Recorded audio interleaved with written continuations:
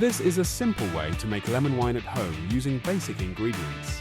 Start by adding the juice and zest of 5 to 6 lemons into a 5-litre fermentation bucket or demijohn, creating a fresh, citrus base.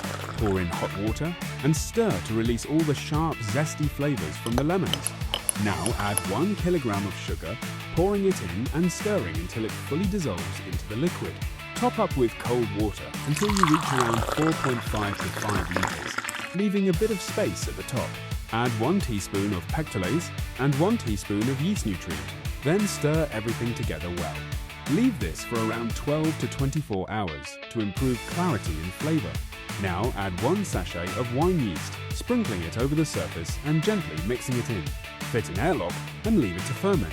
As the sugars slowly turn into alcohol, you'll see bubbling start as fermentation begins, creating a sharp, refreshing citrus wine.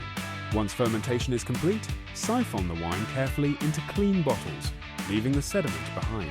Let it clear into a bright, pale yellow wine and pour into a glass. Light, crisp and refreshing with a strong citrus kick. This makes around 5 litres of homemade lemon wine. Simple, cheap and perfect for beginners. Check the links in the description to get everything you need.